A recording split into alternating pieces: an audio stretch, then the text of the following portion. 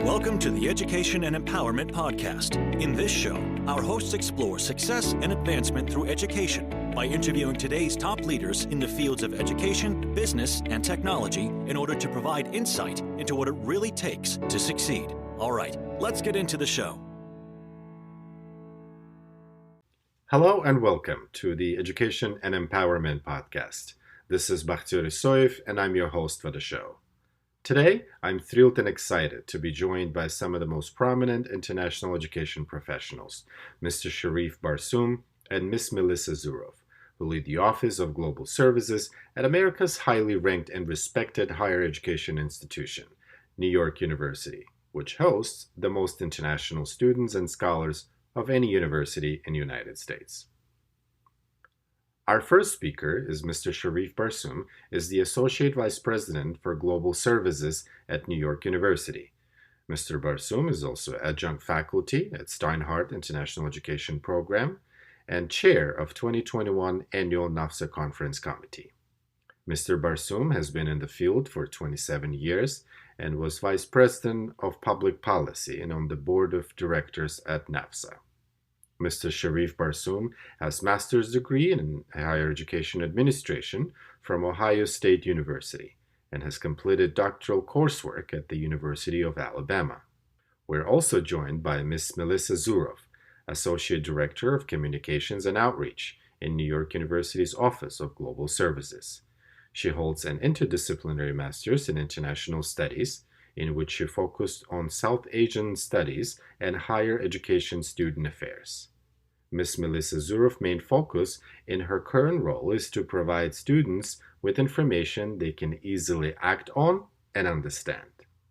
In this podcast, Mr. Barsoum and Ms. Zuroff will share their insights about creating successful international student programming that sets international students and scholars for success beyond classroom, based on their experience at America's top higher education institution, New York University. Without further ado, welcome to the show, Mr. Barsoum and Ms. Zuroff. I'm excited to have you both. Thank you so much. We're happy to be here. Thank you. Fantastic. So for starters, I'd like to give our audience a chance to get to know you better. So can you tell us a little bit more about what you do and how you got started in the field and what perhaps influenced you to go into international higher education? Perhaps elaborate on what you do in your current roles. Sure. So my first taste of international education when I was in grad school at Ohio State, I was an intern in the international office at Ohio State. And I liked it so much after, one semester, I said, can I do another semester? And for a whole 9 months, I was an intern at the international office and I really enjoyed it. And from there, I was offered a position. After 3 or 4 years, I became assistant director. And then after that, I spent 14 years at Ohio State, which was a long time with a lot of international students. At that time, Ohio State, I think, had the 5th largest international population. So it was a great experience in a big school. And from there, I went to Vanderbilt University as the director of the international office. And Vanderbilt is a bit smaller and about 1,500 international students, but it was an excellent institution. And from there, I spent 8 years. And from there, I became the associate VP at NYU in Manhattan. And when the largest university comes calling, you pretty much have to go. So it was great because I went to at the time we had about 12,000 international students. Now we have over 20,000, including OPTs. And the staff, we grew our staff from about 32 to now we're about 40 staff members at NYU. That's great. Ms. Zuroff? So I actually got interested in the field probably just after my undergraduate education. And I majored in anthropology, and I had worked in the international office at my undergrad institution, and that prompted me to then do a master's that I tailored for the idea of working within this field, where it was a mix of, South Asian studies. At that point, I think India and China were competing for the largest number of international students in the US. China has won out since then, but I do think that the education I got at my master's really helped prep me to be quite effective in my current role. I spent 3 years in India, first as a language student and then later teaching at an institution there before then finding my way to NYU. And I've been at NYU for over 11 years now. It's a hard place to leave once you get started there. I started as an international student advisor and I was a communications coordinator at the time. So really spending the bulk of my time advising international students and then also prepping the newsletter. There's been so many changes, as Sherif already kind of, let us know. I mean, like the sheer explosion of international students at NYU and all of the changes that have taken place then in our office due to those growing numbers. It's been a really exciting place to work at. That's certainly amazing. And I'd like to expand on that a little bit. I mean, I've been looking at the Open Doors report produced by Institute for International Education, which ranked NYU, number one, out of all institutions for sending, students abroad, 17 years in a row. And also reported that there's been 11% year over year, increase in international students on campus. Can you, shed some light into what makes NYU such a great institution and how can you retain such growth? Is there a secret sauce behind this, perhaps? Well, I think we're very lucky to be in New York City. So that's a huge draw for internationals to come to the United States. Everybody knows New York City, and we're very lucky to be in the city itself. That's one. The other part I can talk about the study away portion. We do have at least 12 campuses around the world, and it's very easy for us to send students to different parts of the world because the other thought is that we're also a global university. And so when people come to NYU, they know that they are going to a global university and they can go to places, in Europe, places, for example, in Tel Aviv, they can go to South America. So they definitely have a chance. And our two largest campuses outside of New York City is Abu Dhabi and Shanghai. And so those are the other two that attract a lot of international students as well, and a lot of students, period. And our American students definitely try to go abroad at least one time during their 4 years at NYU. But for international students, I think it's, a lot of international students look at the rankings as well. And so a lot of our schools are highly ranked, and people definitely like to come to a place where there is resources and that after graduation they are able to get a job somewhere. And so our Wasserman Center is an amazing place. It's our career services center, and every year I see their statistics and they say at least 95% of our students, once they graduate, they find a job within 3 months or go to grad school within 3 months. Okay, so it's an incredible rate. So I think people see that from around the world and say, this is a really good investment in this education. Yeah, I might add to that by reiterating, just the diversity and quality of the academic programs that exist at NYU. NYU is a really large institution. And with that, the programs are just so exciting and it ranges so much too. If you're an actor and you want to go to Tisch versus if you're, an engineer and maybe you want to go to Tandon, it's just such an array of programs. And I do think that, the sites outside of the US and within the US, they are all a super attractive force for students. If you're interested in politics, we have a DC location to tie in with acting. LA recently opened up beyond, the fact that we're on basically all the continents except for Antarctica. That's incredible. That's great. That's great. I was an international student myself. I came into the States as an exchange student, and I was thrilled with the diversity that, America has to offer and a lot of the tools and resources available for, students and scholars for empowerment. I was hoping that maybe we could learn a little bit more about what education and empowerment and student success outside of classroom mean to you specifically at your institution. Sure, Melissa, you can start with that. I can fill in. Okay. Yeah, definitely we all know that student life happens both inside of and outside of the classroom, and NYU very much embraces a holistic approach to student learning, growth, and development.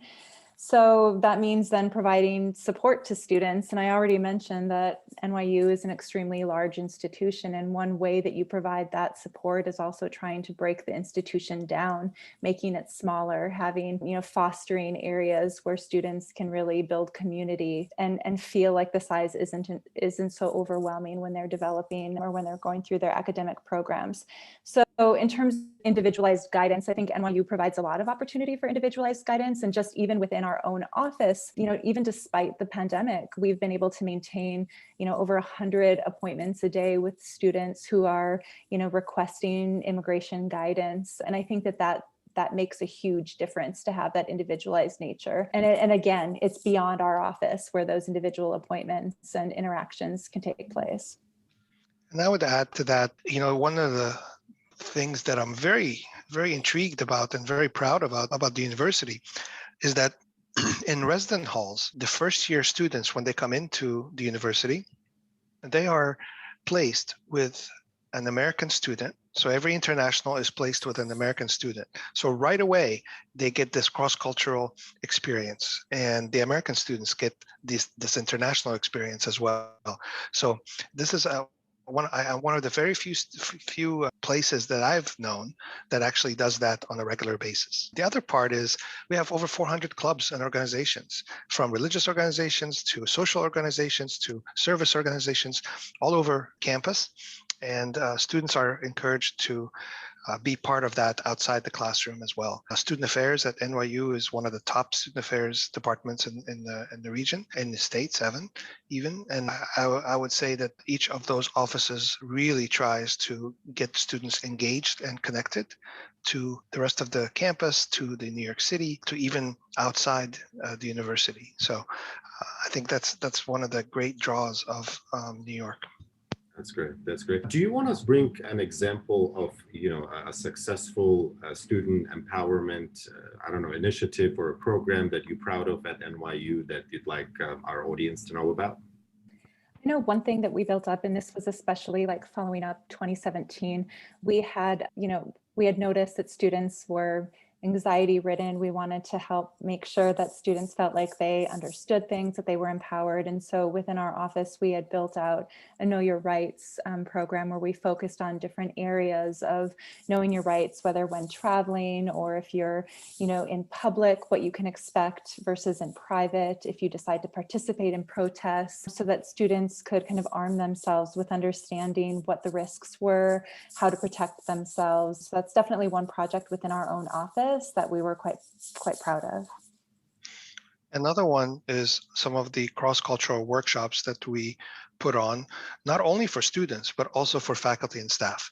And they have been very popular, especially for advising staff around campus. They've been very popular, and many people have attended those. And those are really great because they cut down the barriers and start conversations. So I think one of the best things that we have done as an office is do more of this cross-cultural workshops around campus.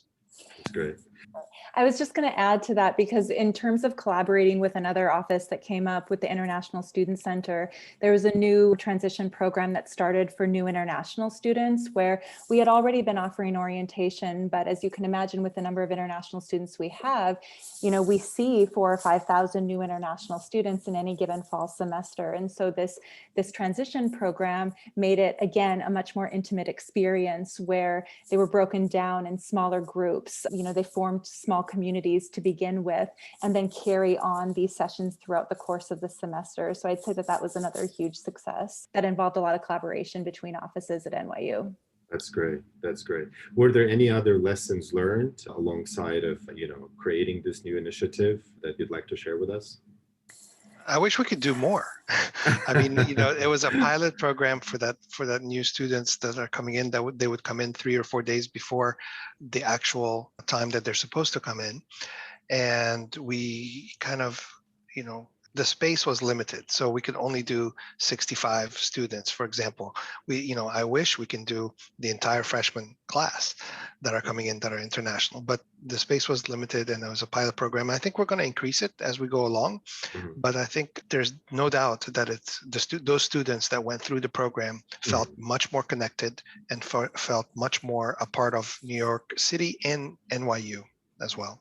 Another program that I think was very crucial, especially to our seniors,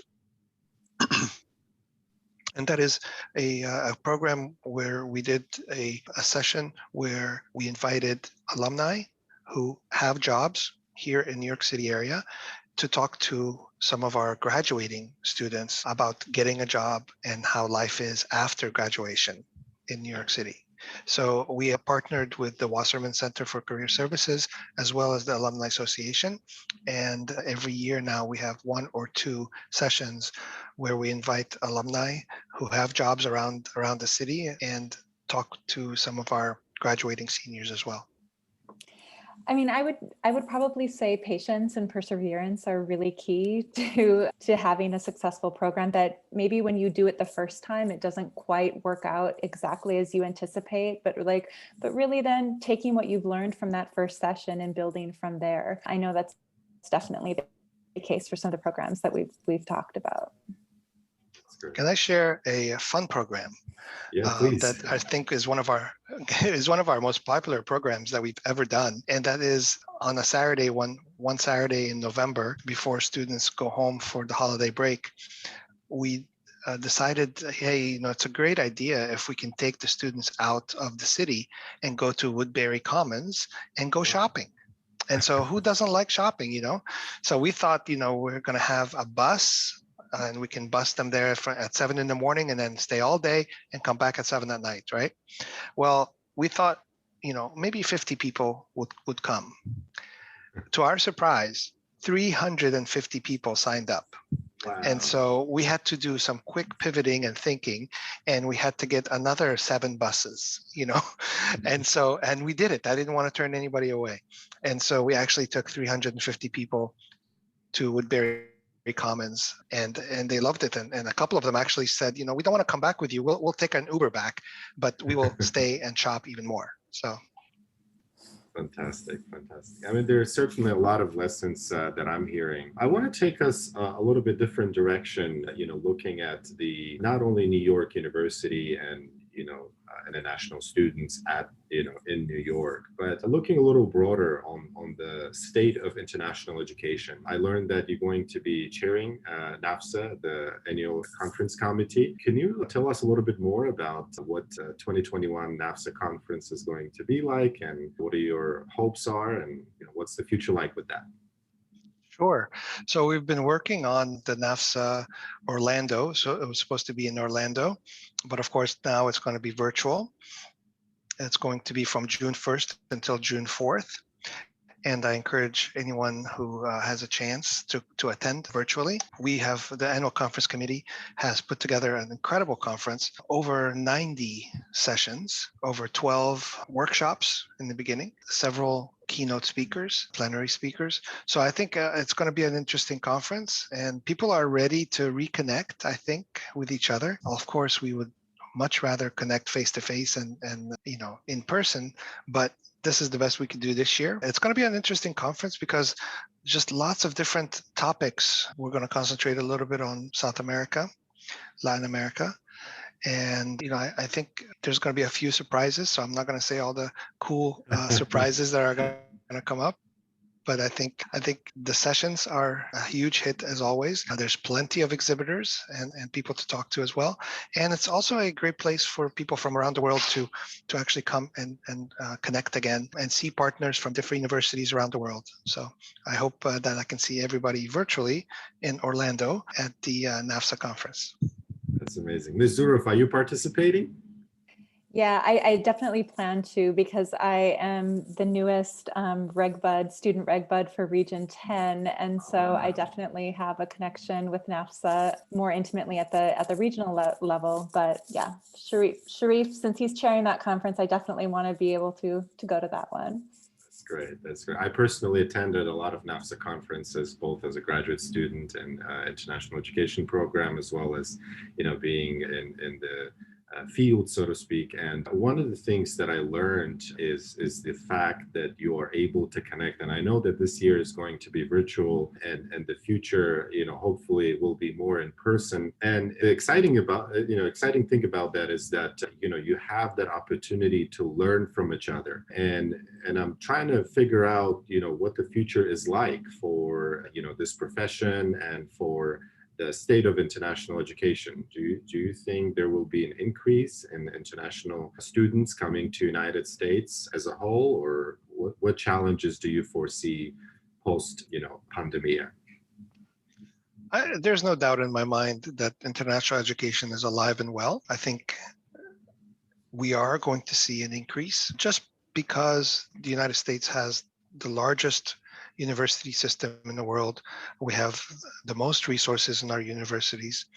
I think it is still a destination for students to come to the United States and get a degree in the US. I think, I was heartened by our admissions office at NYU, where they had the largest amount of admissions applications this year for fall next year, over 100,000 applications. Wow. And 25,000 of those were international students. So I think just looking at that alone, right. I have high hopes and expectations. I think, the universities are poised to still welcome international students, and they're doing all they can to, keep them engaged. And even when they are not here this past year, we've tried very hard to keep them engaged, and hopefully things will be looking up very soon. It also helps when we have regulations that are friendlier to international students. So we hope that all the consulates will be open very soon. Most of them are, and hopefully now there'll be more and more people getting visas to come into the United States, as well as countries opening up after COVID, so we can send our students abroad as well and have a wonderful exchange. Exactly. Ms. Zuroff? I mean, I would definitely echo what Sherif has been saying, but one of the things that I'm seeing that's also really promising within the just schools themselves collaborating with each other, having conversations with each other. Prior to everything happening with COVID, I noticed a lot more hesitancy to use technology to really connect with each other in the ways that we're able to, without even almost thinking about it these days. Hopping on a Zoom and being able to talk to colleagues across the nation in a somewhat face-to-face environment. I know that the different regional teams at NAFSA seem to be doing great jobs in putting sessions together where colleagues can discuss some of the challenges that we've all been encountering during this time together. And so I think that provides a really nice medium of support for folks in our field as well. Amazing. Yeah, I'm glad you said that, because, I've been talking to so many leaders like yourself in the field of international education and, presidents and CEOs, various educational institutions. And, one of the things, I'm discovering is the power of technology and outsourcing, and, how the, higher education, landscape, as well as the operational part of things are changing. What would you say is the biggest area of opportunity right now that educators and leaders out there can take and seize to become the best institutions and survive? Are there any opportunities do you see? You mentioned one as technology, but were there any other things you'd like to share? Sure. I would say partnerships. I think partnerships are very important around the globe. I mean, there's several academic partnerships that faculty would have, but I think partnerships is a good thing, and it's something that will only improve your image, improve your rankings, improve everything, the experience for the students. So partnerships, no matter if it's outside the United States, inside the United States, with different organizations, NGOs, other things like that. I think partnerships is a positive thing for just the field of international education. And it's really what international education is all about, is partnering up. And I tell my staff that, international education is really in the business of making peace and peace building. And so peace building is doesn't happen without partnerships, right? I don't know if I have much to add on that. I mean, I would say too, I'm always looking for ways to keep us really accessible to students so that if students do have questions, if they've got concerns about things, they know that they can actually talk to someone. And it's been that much more important, especially during this challenging year that we've all faced. And again, I've already mentioned technology, but technology has really come a long way to help us stay accessible to the folks that we're working with as well.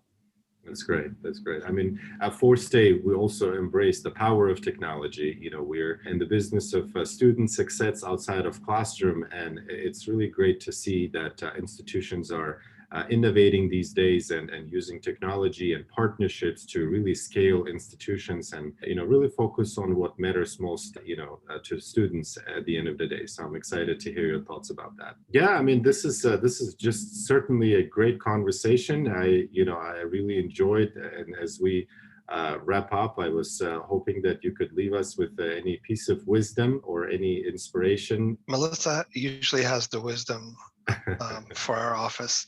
No, I'm just kidding. No, I think the biggest thing for us at NYU is being an international global campus and having the diversity of people and thought is very important. I think during this time of some of the issues that we have seen in the past year, like Black Lives Matter and other things, I think it's crucial that we also embrace that diversity and teach our international students about some of the American problems that we have, as well as learn from them about some of the world problems that are happening in their part of the world. And so this really only happens with international education. It only happens when you actually take that step and travel somewhere. And of course, with the technology, sometimes you don't have to travel too far besides your kitchen table or your couch, but the idea is connecting, and so when you do connect, then things happen and your world expands. And so we hope that we're doing just this little part of this expansion at NYU, and I know many universities around the world and around the United States are doing amazing work on international education as well. That's great. Ms. Zuroff, would you like to expand? Yeah, I think I would also add just like keeping yourself open to other possibilities. I mean, again, as this year has shown us, I think that if you're able to just kind of see your situation from a different position, which again is a lot of what international education is about. But I feel like if you close yourself off too much, if you remain rigid, if you don't think about other ways to deal with some of the issues that we're seeing, then it closes yourself off. And so I know that this year has been a lot about flexibility and just like being quick to make changes based on what you see is needed, that really makes a difference. One of the things we learned at Forstay is that, you have to be agile and you have to go really lean. And, we think of the world as one big startup where things, one step at a time is important to make the difference. And the lessons that you shared are really inspirational. On behalf of Forstay, I'd like to thank you and, the entire Office of Global Services at NYU for your time and your insights and sharing this inspiration with us. And for our listeners out there, thanks again for listening. And thank you, Mr. Barsoum and Ms. Zuroff, for joining me today. Your stories are truly empowering, and I hope that our listeners will find them motivational. And make sure you subscribe to our podcast on podcast.forstay.com so you never miss an episode. And once again, thanks Forstay for sponsoring this podcast. If you're curious about what Forstay does, check it out on podcast.forstay.com. Once again, thank you so much, and until next time. Thank you. Yeah, fantastic. Thank you so much. No, I appreciate it, and look forward to working with you and staying in touch. Once again, a big thank you. As my Armenian friend used to say, I take off my hat for you. Thank you so much, Bakhtiyor. Good to see you. All right, and Ms. Melissa, thanks so much. Mr. Barsoum, thank you so much. Take care. Bye-bye. Cheers.